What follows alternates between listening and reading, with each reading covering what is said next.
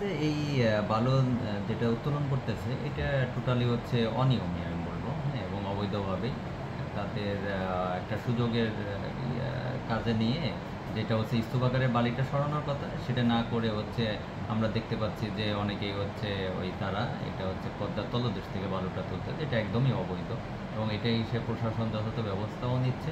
আর এটা যদি এইভাবে কন্টিনিউ করতে থাকে এটা হচ্ছে নতুন আমাদের যে সে নড়িয়াতে যে নদীটি সংরক্ষণ কাজটা আছে সেই কাজটা ঝুঁকির মধ্যে পড়বে। তারা একটা ড্রেজার বা এই যে উত্তোলন যে বালু উত্তোলনের যে যন্ত্র সেটা হচ্ছে তারা জব্দ করেছে এবং মামলার প্রস্তুতি নিচ্ছে, এতটুকু জানি। এরকম দেখি নাই, এটা যেহেতু নদীর বালি এই বিষয়গুলো হচ্ছে টোটালি প্রশাসনের ইস্যু আর কি, হ্যাঁ। মামলা অবশ্যই তাদের থেকেই আসার কথা বা তারাই বিষয়টা দেখভাল করে। নদীর তলদেশের বালি এগুলোর মালিক হচ্ছে পানি উন্নয়ন বোর্ড না।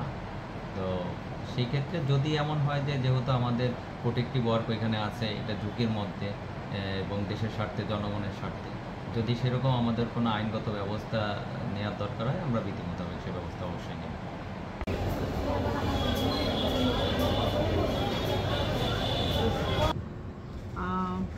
চর আত্রায় যেটা হচ্ছে সেটা হলো ড্রেস মেটেরিয়াল আমরা ইজারা দিয়েছি, কিন্তু আমরা অভিযোগ পেয়েছি এরকম যে ড্রেস মেটেরিয়াল অপসারণ করার পাশাপাশি এখানে চর কাটার ব্যাপারটা আমরা অভিযোগ পেয়েছি এবং আপনারা জানেন অভিযোগ পাওয়ার সাথে সাথে আমরা কিন্তু অভিযান করছি, এখানে নিয়মিত অভিযান অব্যাহত আছে, অভিযান অব্যাহত থাকবে।